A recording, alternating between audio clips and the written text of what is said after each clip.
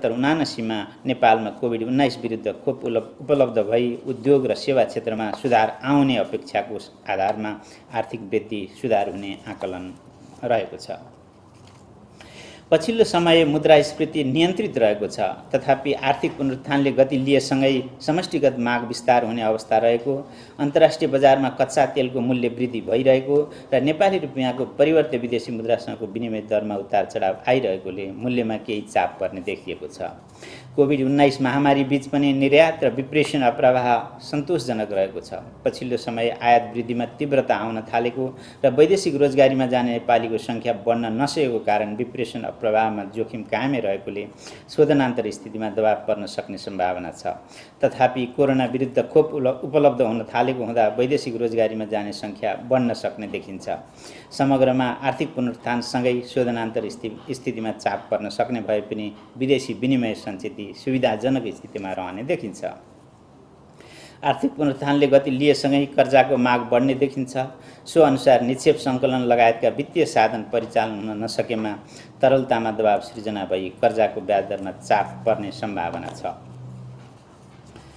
मौद्रिक नीतिको स्वरूप कोभिड-19 महामारीबाट प्रभावित क्षेत्रहरूको पुनरुत्थान गर्दै अर्थतन्त्र विस्तारमा सहयोग पुर्याउन मौद्रिक सहजीकरण गर्नुपर्ने र आर्थिक तथा वित्तीय स्थायित्व कायम गर्न कसिलो मौद्रिक नीति अवलम्बन गर्नुपर्ने अवस्थाका बीच तालमेल मिलाई मौद्रिक नीतिको सन्तुलित कार्यदिशा अवलम्बन गरिनेछ। मूल्य तथा बाह्य क्षेत्र स्थायित्वमा पर्न सक्ने दबावतर्फ सजग रहँदै मौद्रिक नीतिको एङ्करको रूपमा रहेको विद्यमान स्थिर विनिमय दर पद्धतिलाई कायम राख्दै समष्टिगत आर्थिक स्थितिका आधारमा मौद्रिक व्यवस्थापन गरिनेछ। वित्तीय स्रोत परिचालनको दायरा फराकिलो बनाउँदै उपलब्ध वित्तीय साधनलाई उत्पादन अभिवृद्धि, रोजगारी सृजना, उद्यमशीलता विकास र दिगो तथा समावेशी आर्थिक विकास हासिल गर्नेतर्फ परिलक्षित गरिनेछ। ब्याजदर करिडरको प्रभावकारी कार्यान्वयन मार्फत ब्याजदर स्थायित्व कायम हुने गरी तरलता व्यवस्थापन गरिनेछ। वित्तीय क्षेत्रको विकास र स्थायित्वका लागि बैंक तथा वित्तीय संस्थाहरूमा सुशासन प्रवर्धन तथा सुदृढीकरण गरी वित्तीय मध्यस्थताको कार्यलाई कुशल र प्रभावकारी बनाइनेछ। भुक्तानी कारोबारमा विद्युतीय माध्यमको प्रयोगलाई प्रवर्धन गरी नगद कारोबार न्यूनीकरण गर्दै लगिनेछ। वित्तीय पूर्वाधारको विकास र वित्तीय साक्षरता अभिवृद्धि मार्फत वित्तीय पहुँच तथा वित्तीय समावेशीकरण प्रवर्धन गरिनेछ। आर्थिक तथा मौद्रिक लक्ष्यहरू आर्थिक वर्ष 2078-79 मा उपभोक्ता मुद्रास्फीति औसत 6.50% भित्र सीमित राख्नुका साथै आर्थिक पुनरुत्थानलाई प्राथमिकता दिँदै अर्थतन्त्र विस्तारमा सहयोग पुग्ने गरी तरलता व्यवस्थापन गरिनेछ। आर्थिक वर्ष 2078-79 मा कम्तीमा 7 महिनाको वस्तु तथा सेवा आयात धान्न पर्याप्त विदेशी विनिमय सञ्चिति कायम हुने गरी मौद्रिक तथा बाह्य क्षेत्र व्यवस्थापन गरिनेछ। प्रचलित मूल्यको कुल गार्हस्थ उत्पादनलाई मौद्रिक प्रक्षेपणको आधारको रूपमा लिई आर्थिक वर्ष 2078-79 मा विस्तृत मुद्रा प्रदायको विस्तार 18% र निजी क्षेत्रतर्फको कर्जा विस्तार 19% हुने प्रक्षेपण रहेको छ। सञ्चालन लक्ष्य तथा उपकरणहरू बैंक तथा वित्तीय संस्थाले कायम गर्नुपर्ने अनिवार्य नगद अनुपात 3% को विद्यमान व्यवस्थालाई यथावत राखिएको छ। बैंक तथा वित्तीय संस्थाले अन्तिम ऋणदाता सुविधाको रूपमा उपयोग गर्ने बैंक दरलाई 5% मा यथावत राखिएको छ। ब्याजदर करिडरको माथिल्लो सीमाको रूपमा रहेको स्थायी तरलता सुविधा दर 5% लाई यथावत राखिएको छ।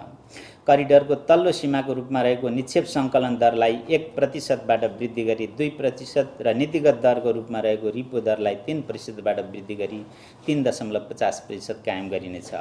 खुल्ला बजार कारोबारलाई थप सक्रिय बनाई ब्याजदर करिडरको व्यवस्थालाई प्रभावकारी बनाइनेछ। वाणिज्य बैंक, विकास बैंक र वित्त कम्पनीले कायम गर्नुपर्ने विद्यमान वैधानिक तरलता अनुपात क्रमशः 10%, 8% र 7% लाई यथावत कायम राखिएको छ। स्रोत परिचालन वाणिज्य बैंकहरूका अतिरिक्त राष्ट्रिय स्तरका विकास बैंक, वित्त कम्पनी र थोक कारोबार गर्ने लघुवित्त वित्तीय संस्थाहरूले समेत आफ्नो चुक्ता पुँजीको 25% ऋणपत्र जारी गर्ने व्यवस्था मिलाइनेछ। कृषि र ऊर्जा क्षेत्रको विकासमा दीर्घकालीन साधन परिचालन गर्ने उद्देश्यले कार्यान्वयनमा ल्याएको कृषि र ऊर्जा ऋणपत्र सम्बन्धी विद्यमान व्यवस्थालाई निरन्तरता दिइनेछ। वैदेशिक रोजगारीमा रहेका नेपालीको विप्रेसन ब्याङ्किङ प्रणाली मार्फत भित्र्याउन र बचत गर्न प्रोत्साहित गर्ने उद्देश्यले ब्याङ्किङ प्रणालीबाट प्राप्त हुने विप्रेसन रकम ब्याङ्क तथा वित्तीय संस्थाहरूमा जम्मा गरेमा न्यूनतम 1% बिन्दु थप ब्याज पाउने व्यवस्था मिलाइनेछ।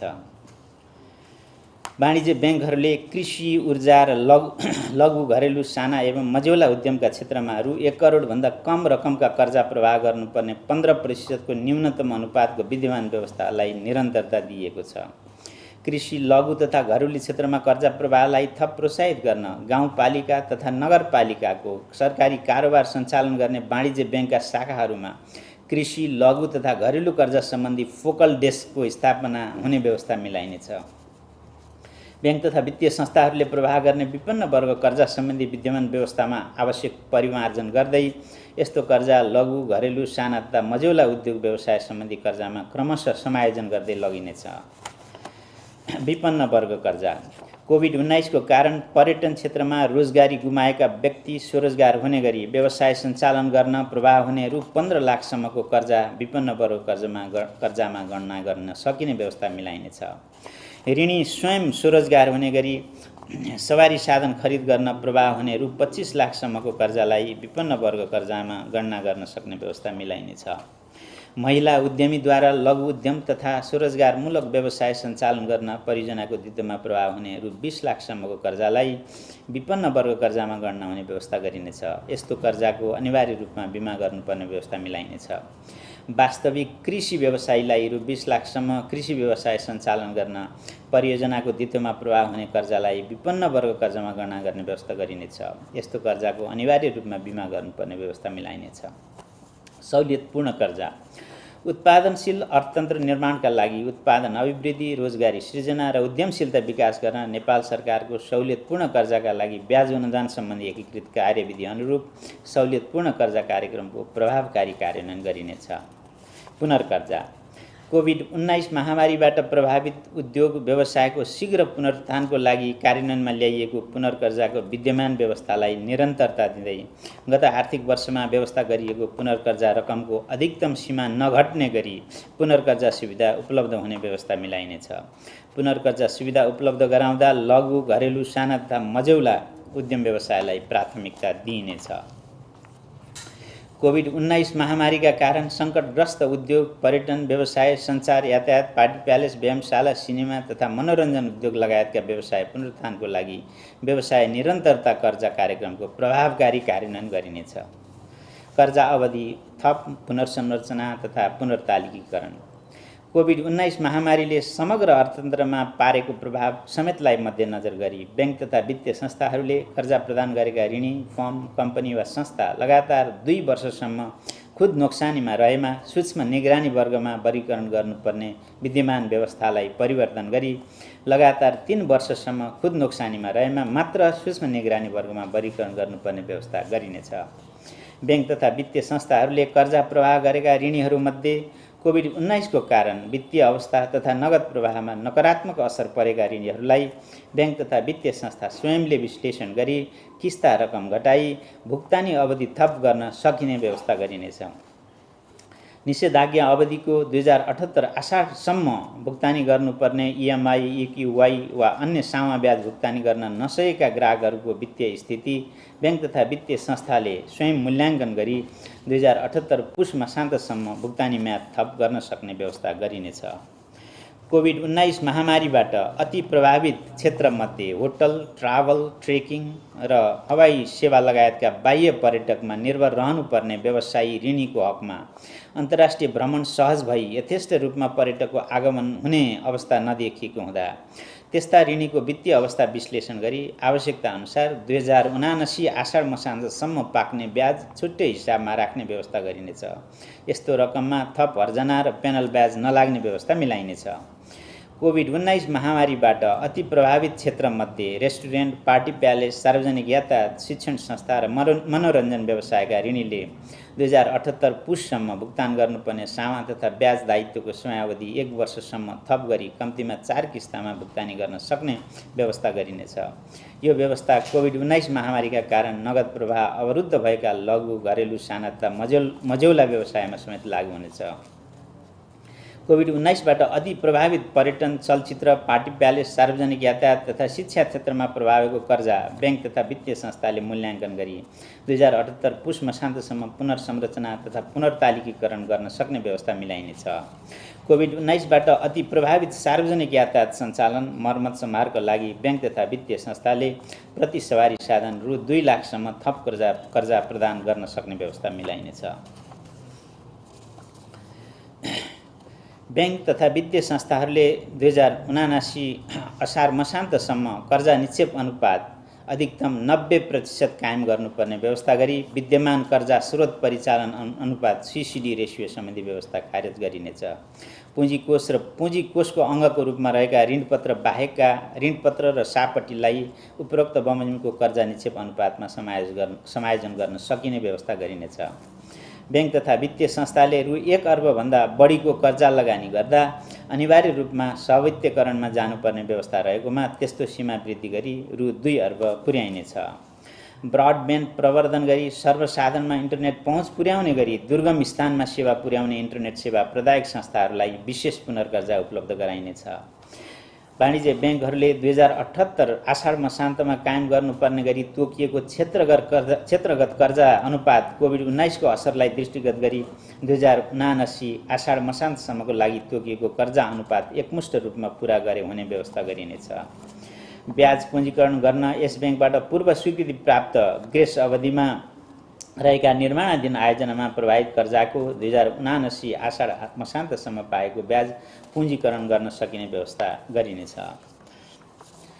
फलफुल, मसला, जडीबुटी लगायतका दीर्घकालीन कृषि परियोजनामा प्रवाह हुने कर्जाको ग्रेस अवधिमा पाकेको ब्याजलाई बैंक तथा वित्तीय संस्थाले पूँजीकरण गर्न सक्ने व्यवस्था मिलाइनेछ। नेपाल सरकारबाट महामारी जन्य रोगको उपचारको लागि मान्यता प्राप्त खोप उत्पादन गर्ने उद्योग स्थापना गर्न बैंक तथा वित्तीय संस्थाहरूबाट आधार दरमा कर्जा उपलब्ध हुने व्यवस्था मिलाइनेछ। बैंक तथा वित्तीय संस्थाहरूबाट शेयर धितोमा प्रवाह हुने मार्जिन प्रकृतिको कर्जामा तोकिएको विद्यमान कर्जा धितो मूल्य अनुपात यथावत कायम गरिएको छ। बैंक तथा वित्तीय संस्थाहरूबाट शेयर धितोमा प्रवाह हुने मार्जिन प्रकृतिको कर्जा जोखिम न्यूनीकरण गर्दै साना लगानीकर्ताहरूको पहुँच अभिवृद्धि गर्ने अभिप्रायले यस्तो कर्जा एक व्यक्ति वा संस्थाले एक वित्तीय संस्थाबाट अधिकतम रु 4 करोड र समग्र वित्तीय प्रणालीबाट अधिकतम रु 12 करोडसम्म मात्र लिन सक्ने व्यवस्था मिलाइनेछ। ऋणीले उक्त सीमाभन्दा बढी कर्जा उपभोग गरिरहेको अवस्थामा यस्तो कर्जा नियमित गर्न उपयुक्त समय सीमा प्रदान गरिनेछ।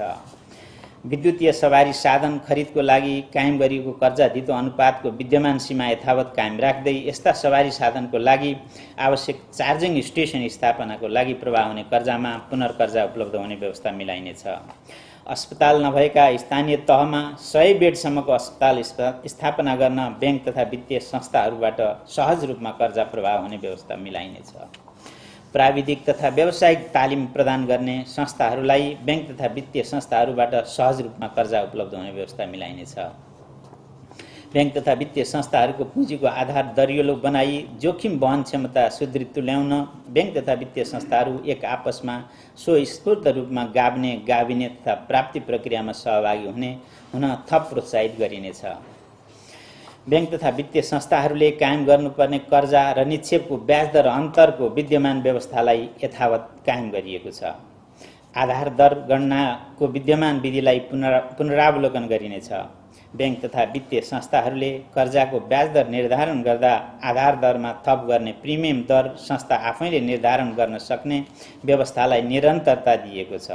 तर उद्यम व्यवसाय सञ्चालन गर्न रु 1 करोड वा सोभन्दा कम ऋण उपयोग गर्ने ऋणीको हकमा आधार दरमा अधिकतम 2% बिन्दुले मात्र प्रिमियम थप गर्न सक्ने व्यवस्था मिलाइनेछ। बैंक तथा वित्तीय संस्थाहरूले प्रवाह गर्ने अधिविकर्ष कर्जा लगायत चालु पुँजी कर्जालाई थप पारदर्शी तथा प्रभावकारी बनाउन चालु पुँजी कर्जा सम्बन्धी मार्गदर्शन जारी गरिनेछ। बैंक तथा वित्तीय संस्थाहरूका सहायक कम्पनीहरूको एकीकृत सुपरिवेक्षणलाई प्रभावकारी बनाउन अन्य नियामक एवं सरोकारवाला निकायहरूसँग समन्वय गरिनेछ। बचत तथा ऋण सहकारी संस्थाहरूको नियामकीय निकायहरूको नियमन तथा सुपरिवेक्षण क्षमता अभिवृद्धि गर्न आवश्यकता अनुसार नीतिगत समन्वय र प्राविधिक सहायता उपलब्ध गराइनेछ। बैंक तथा वित्तीय संस्थाले ग्राहकलाई कालो सूचीमा राख्ने विद्यमान व्यवस्था पुनरावलोकन गरिनेछ। बैंक तथा वित्तीय संस्थाहरूको संस्थागत सामाजिक उत्तरदायित्व खर्च व्यवस्थित गर्न मार्गदर्शन जारी गरिनेछ। ग्राहक पहिचान सम्बन्धी व्यवस्थालाई सरलीकृत गरी प्रविधिमा आधारित ग्राहक पहिचान प्रणाली ई-केवाइसी विकास गरिनेछ। लघुवित्त सम्बन्धी व्यवस्था थोक कर्जा प्रदायक लघुवित्त वित्तीय संस्था र खुद्रा कारोबार गर्ने लघुवित्त वित्तीय संस्था बीच समेत एक आपसमा गाभ्ने गाभिने तथा प्राप्ति प्रक्रियामा सहभागी भई एकीकृत भएमा खुद्रा कारोबार गर्ने लघुवित्त वित्तीय संस्थाको रूपमा कार्य गर्न सक्ने व्यवस्था गरिनेछ। भुक्तानी प्रणाली आर्थिक वर्ष 2079-80 लाई विद्युतीय भुक्तानी कारोबार प्रवर्धन वर्षको रूपमा मनाउन चालु आर्थिक वर्ष आवश्यक पूर्वाधारको विकास र चेतना अभिवृद्धिमा जोड दिइनेछ। विद्युतीय भुक्तानीका उपकरणहरू बीच अन्तर आबद्धता कायम गर्दै नेपालभित्र हुने भुक्तानी कारोबारहरूको राफसाफ तथा अभिलेखीकरण गर्न र नेपालको आफ्नै भुक्तानी कार्ड प्रयोगमा ल्याउन राष्ट्रिय भुक्तानी स्विच स्थापनाको कार्य सम्पन्न गरिनेछ।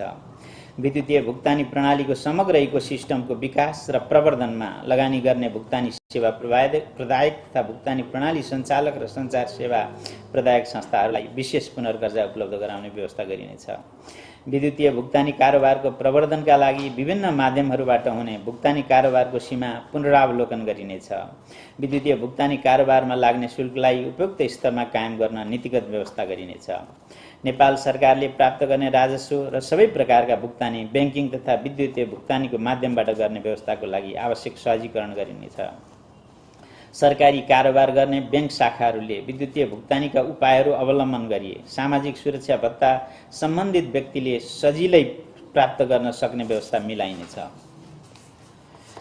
भुक्तानी सेवा प्रदायक र भुक्तानी प्रणाली सञ्चालक संस्थाहरूले 2078 आषाढ मसान्तसम्म गर्नुपर्ने न्यूनतम कारोबार र पुर्याउनुपर्ने ग्राहक सङ्ख्या कोभिड-19 सङ्क्रमणलाई दृष्टिगत गरी 2079 आषाढ मसान्तसम्म पुर्याउनुपर्ने गरी समय थप गरिएको छ।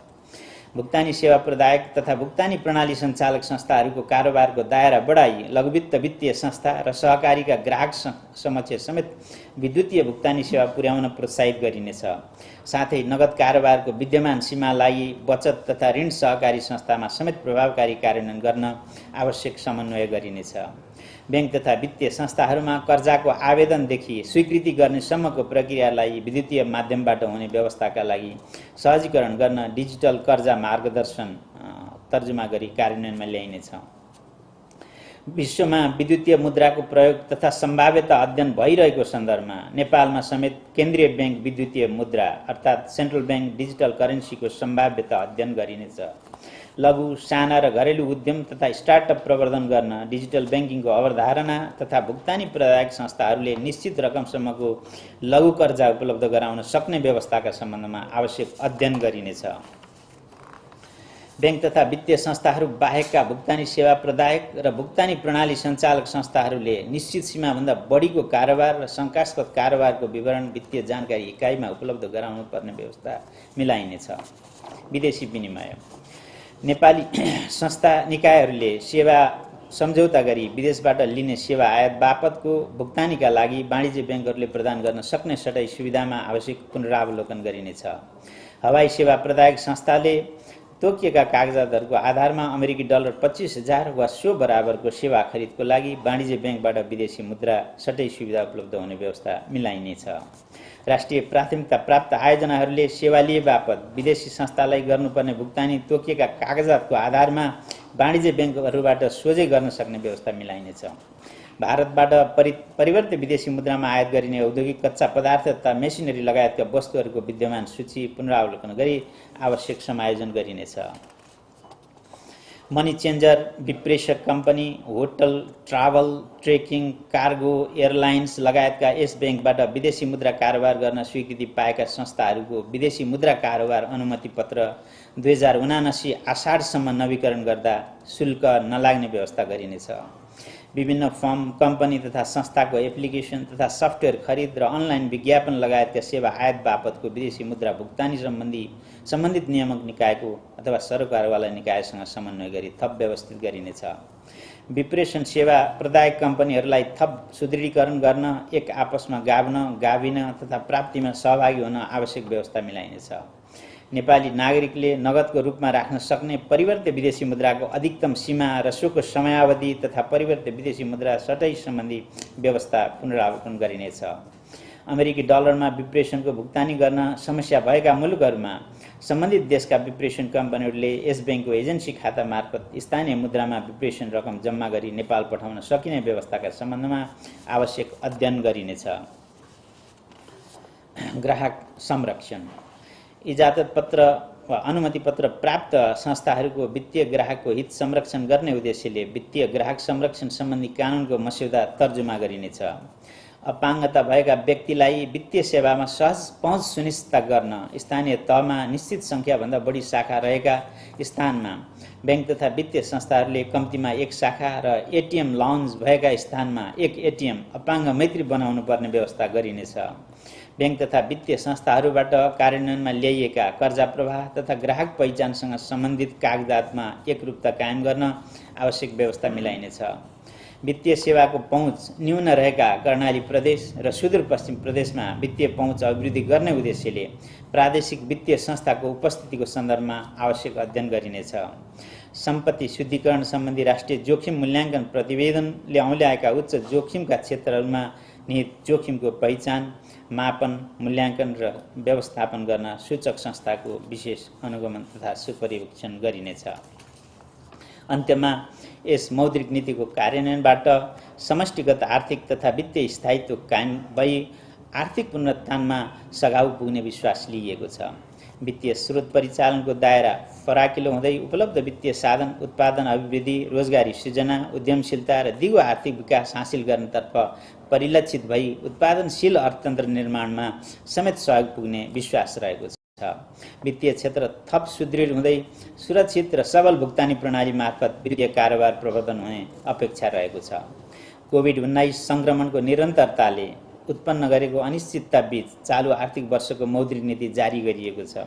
अर्थतन्त्रमा विकसित समष्टिगत आर्थिक तथा वित्तीय स्थिति अनुरूप मौद्रिक उपाय र नियामकीय व्यवस्थाहरूलाई समय सापेक्ष र गतिशील बनाउन मौद्रिक नीतिको त्रैमासिक समीक्षा गरिनेछ।